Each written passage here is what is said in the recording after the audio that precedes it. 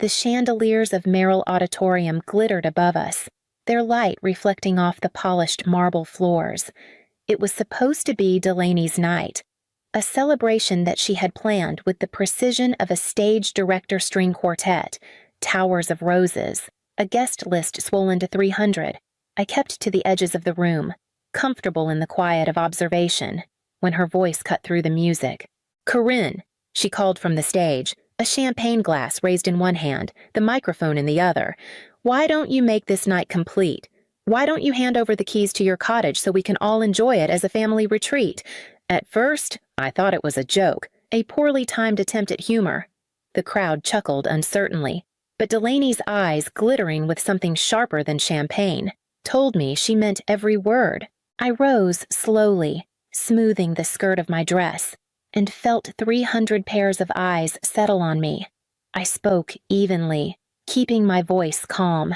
That cottage isn't a gift to be passed around. It was entrusted to me. The answer is no. The air thickened. Delaney's smile faltered, her new husband Brant shifting uneasily at her side. Then, before I could brace myself, she stepped down from the stage, heels clicking against marble, and struck me hard across the face. The sound cracked through the hall like a whip. My body reeled, balance slipping, and the copper taste of blood filled my mouth where my teeth caught my lip. A hush fell over the room. Someone gasped. Even the quartet faltered, bows trembling in midair. I straightened, refusing to give her the satisfaction of seeing me fall. My cheek burned, but I would not raise my hand in return. I simply turned, walked through the parting crowd, and pushed open the heavy auditorium doors. The night air off Casco Bay was cold against my skin. I pressed a trembling hand to my lip, smearing blood, and pulled my phone from my clutch. For months, I had kept a number saved under a single letter. Tonight, I finally pressed it. The line rang once, then again. I held the phone tight, my breath steadying, as the voice answered. The phone still warm in my hand. I leaned against the stone wall outside the auditorium and let memory rise unbidden. The cottage had always been more than wood and shingles. It was the thread that tied me to those who came before. Built in 1898 on a bluff above Casco Bay. Its cedar shingles had weathered salt winds and winter gales. Its small windows once glowing for shipbuilders and lighthouse keepers who sought refuge along the coast. Aunt Miriam, my father's sister, was the last guardian before me. She never had children of her own, and I was the one who spent summers helping her paint trim, prune roses, and patch the roof when storms tore shingles loose. She would pat my arm and say, "You understand what it means to keep something alive." When she died, the will left the cottage solely in my name. No one was surprised except Delaney. My sister's envy was subtle at first, wrapped in jokes about how unfair it was that the younger bride had no place to host holiday barbecues or summer gatherings. She would say it with a laugh, but her eyes stayed sharp, measuring what I had. The year after Miriam's death, Delaney began asking for the emergency key. She claimed it was practical in case I ever locked myself out, though the truth was clear when I arrived one July weekend to find her friends splashing in the cove and her husband grilling on my deck as though it belonged to them. I tried to brush it off, telling myself it was family, that it wasn't worth a fight. I replaced the locks, but I did it quietly, never calling her out. Peace seemed easier than confrontation, and for a time, I convinced myself the small incursions weren't dangerous. But they piled up. Proposals that I turn the cottage into an investment property, that we rent it out for weddings or retreats, that I share the burden of taxes by signing part of it over. Each suggestion pressed heavier against me, like the tide pushing at the seawall. I should have spoken firmly then, but I told myself that silence preserved harmony. What I did not see was how silence also fed her conviction that my ownership was negotiable. The slap in front of 300 guests was not sudden. It was the breaking point of years of envy chiseling away at something sacred. As I wiped the blood from my lip, I knew peace had never been what she wanted. She wanted possession. And that was why I had taken precautions long before tonight, months before Delaney's wedding. I sat across a wide oak desk from Janet McKinnon, the steady tick of her office clock filling the silence between us. Her office overlooked Monument Square in downtown Portland, where students from the University of Southern Maine hurried past with backpacks and coffee cups. Janet leaned back in her chair, her glasses sliding down her nose as she studied the draft papers she had prepared for me. "You understand," she said carefully. "Once this trust is in place, the cottage is no longer just your personal asset. It's the property of the Halstead Trust, managed through the LLC. Utilities, insurance, taxes all will be paid through the entity. If you ever want to sell, it has to pass through the structure." I nodded. That's exactly the point. Keys don't matter if the paperwork is clear. Her eyes softened with concern. They'll feel betrayed when they find out. I folded my hands in my lap, thinking of Miriam's voice, the way she used to say I understood the weight of preservation. Better betrayed than dispossessed. Janet tapped her pen against the contract, then slid it across to me. I signed, the scratch of ink steady despite the knot in my stomach. When I set the pen down, I felt a shift like closing a door that had been left ajar too long. It wasn't only the trust that gave me comfort. I had begun to pay closer attention to Brant, my future brother-in-law, at family dinners. He spoke with a salesman's ease, slipping in remarks about land values and development potential as if he were making idle conversation. But I noticed how he always steered talk toward real estate, how he pressed Delaney about leveraging assets. Once, while clearing dishes, I overheard him on the phone whispering about coastal properties and collateral. His tone clipped, his eyes darting when he realized I was nearby. I started keeping a notebook in my bag. Dates, snippets of conversations, names I didn't recognize. It felt paranoid at first, but the more I wrote, the more a pattern emerged. Brant wasn't just curious, he was circling, calculating. By the time the wedding invitations were mailed, the trust was already filed with the county registry. The cottage no longer stood in my name alone, and the notebook in my drawer was filling with evidence that the man Delaney married saw my inheritance not as history, but as opportunity. The night air off Casco Bay was raw, carrying the tang of salt and the muffled sound of gulls. I pressed my handkerchief to my lip, steadied my breath, and scrolled to the name I had saved months ago. Janet answered on the second ring. Her voice was calm, measured, the way it always was when I felt the ground shifting beneath me. "It's happened," I told her, at the reception. She demanded the keys, in front of everyone. There was a pause, the scratch of her pen audible even through the line. "And you said no." I said no. I confirmed. She struck me.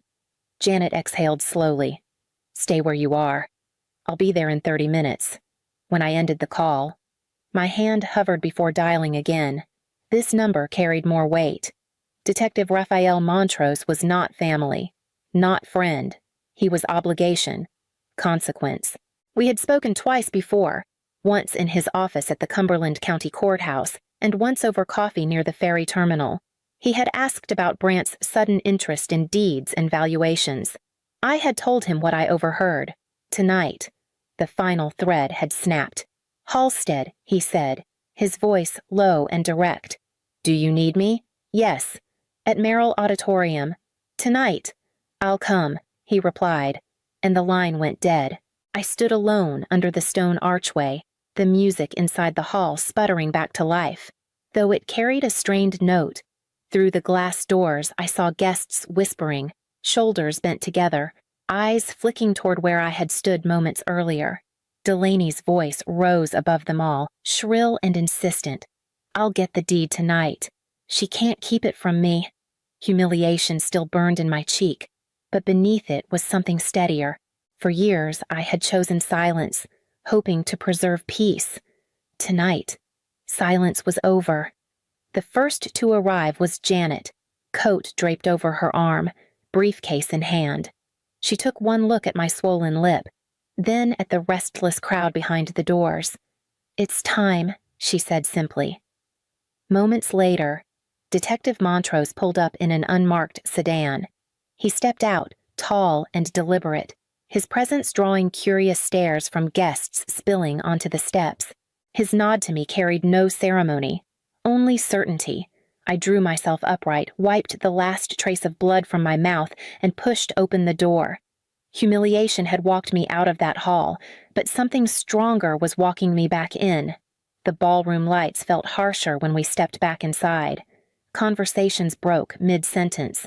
The string quartet's music faltered, and 300 eyes turned to watch us cross the polished floor.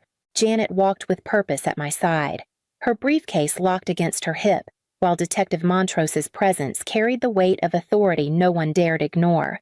The murmur of guests swelled into uneasy silence. Delaney was still near the stage, veil slightly askew, champagne glass trembling in her hand. Her smile froze when she saw who followed me.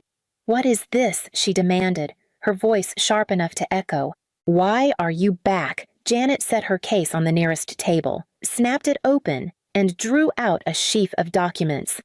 Her voice cut cleanly through the silence. "Delaney Coleridge, you are hereby served with a cease and desist order for harassment and attempted coercion regarding the property known as the Halstead Cottage." Gasps rippled through the crowd. Delaney's glass slipped, shattering at her feet. Montrose stepped forward, holding a second notice. His tone carried the finality of a gavel strike. "Brant Coleridge, you are served with inquiry papers tied to fraudulent loan applications. Records show you used the Halstead Cottage as collateral without authorization."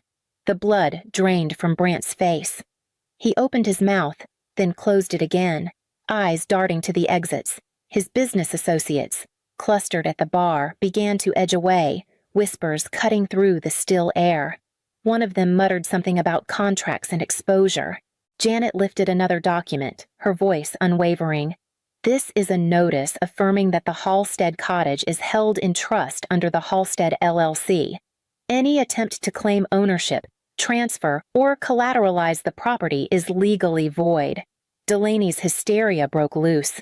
"Lies," she screamed, clutching at Brant's arm. "All lies. She's making this up because she can't stand to share." Her voice cracked, wild, and she shook her head so hard her earrings flew. "It's our cottage now. It's family." Brant tried to hush her, but the effort only made him look more cornered. His jaw clenched, his charm evaporated, and sweat glistened under the lights. I could almost see the calculations crumbling in his mind, the deals, the projections, the easy money. The officiant, who had lingered awkwardly near the stage, raised his hands. "Ladies and gentlemen, please, some order." But the words had no power. The spectacle had already shifted. Around us, guests whispered furiously. Old friends of the family exchanged looks of pity. Vendors glanced at each other, uneasy about unpaid balances. Brant's business partners slipped toward the doors, leaving him stranded. I stood rooted, my cheeks still sore, my lips still swollen, but steadier than I had felt in years. The hall that had witnessed my humiliation was now watching something else entirely, the unraveling of a lie exposed under its own weight. Delaney's cries rose higher, Brant's face grew paler, and the crowd leaned closer. Hungry for the truth they had not expected to see unveiled on a wedding night, the ballroom no longer felt like a celebration. It had turned into a tribunal. Guests who only minutes earlier had been laughing over champagne now formed tight knots, whispering and pointing. The clatter of plates from the catering staff sounded louder than it should have, punctuating the air like verdicts being delivered. Vendors were the first to act. The florist, a woman with green-stained fingers, approached Brant at the edge of the dance floor, her voice sharp but controlled. "Your balance isn't settled. I'll need payment tonight." "Behind her," the band leader added. "Same for us. No check, no music." It was as if the carefully spun fabric of the evening had unraveled at every seam, and Brant stood helpless as threads pulled loose. He tried to muster that practiced grin, the one that had charmed investors and smoothed over doubts. But now it flickered like a dying bulb. "There must be a mistake," he insisted, his tone strained. "Everything's covered. We'll sort it out." His words fell flat. No one believed him anymore. Montrose spoke quietly with a cluster of witnesses' family friends. Even members of the bridal party who had seen Delaney's slap and heard her demands. Pens scratched across notepads. Statements were taken. What had started as gossip hardened into record. I stood off to the side, watching the collapse unfold. For years, Brant had played the role of visionary, promising Delaney that her life with him would be grander, brighter, more secure. He had pointed to my cottage as if it were a stepping stone, a resource waiting to be harnessed. And Delaney, resentful that Aunt Miriam had chosen me, had listened. I remembered her voice at a family dinner, sly with persuasion. Why not make it a wedding venue? Imagine the money, the prestige. Corinne can't just keep it locked away. At the time, I'd stayed quiet, thinking silence was safer than confrontation. Now, the silence ended. Delaney turned to me, mascara streaking down her cheeks, her dress wrinkled where she had clutched it too tightly. "You've ruined everything," she sobbed. "It was supposed to be ours. Brant said it was right, that you'd never really use it the way we could. You don't even have a family." Her words cut, but not as deeply as she hoped. I touched the bruise swelling on my cheek and met her eyes. "You wanted my silence," I said, my voice carrying in the hushed hall. "You got my answer." The crowd shifted, a murmur running through the room like a tide pulling back from shore. Delaney's shoulders sagged and Brant's jaw tightened, but neither had anything left to say. Their masks had slipped, and everyone present could see what lay beneath. The officiant cleared his throat and gestured weakly toward the exit. But the night was already broken. What had been a wedding was now something else entirely. And I knew the reckoning wasn't finished yet. The days that followed moved with the weight of wet wool. Newspapers didn't cover the spectacle at Merrill Auditorium, but Portland society thrived on gossip, and word traveled faster than print. At the museum where I worked, colleagues avoided the subject, though I caught them whispering when they thought I couldn't hear. I kept my head down, cataloging maritime maps, but the bruise on my cheek told its own story. Janet called within the week. "We need to settle this before it festers. Mediation is the cleanest way." So I found myself seated in her downtown office, the tall windows framing a gray sky over Monument Square.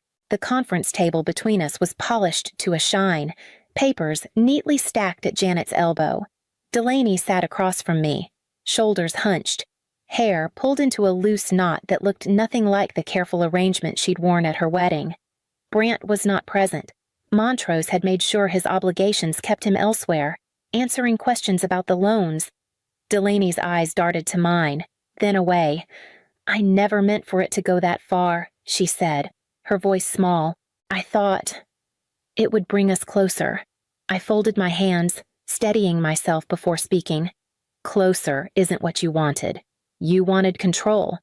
Janet intervened with practiced neutrality. "Here are the conditions.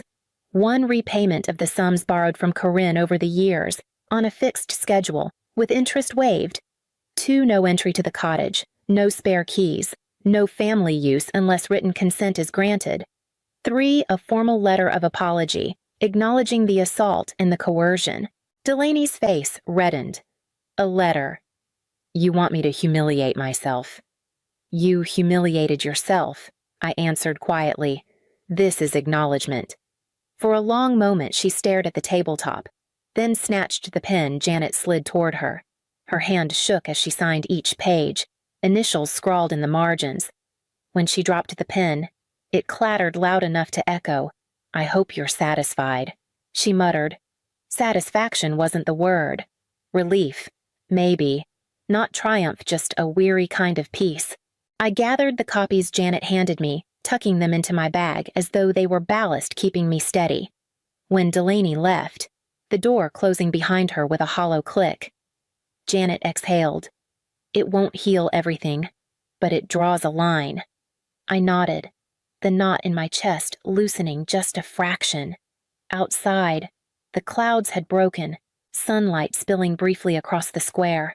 For the first time in weeks, I felt the possibility of air unthickened by anger. The cottage waited for me in Cape Elizabeth, and I knew the final step would be taken there. By the time I drove back to Cape Elizabeth, the season had shifted. The trees along Shore Road were bare, their branches etched against a sky the color of slate. The wind coming off Casco Bay rattled the shingles of the cottage as I pulled into the gravel drive, the sound both familiar and oddly comforting. Inside, the air smelled faintly of cedar and salt. I set my bag down and opened the small box I had carried from Janet's office.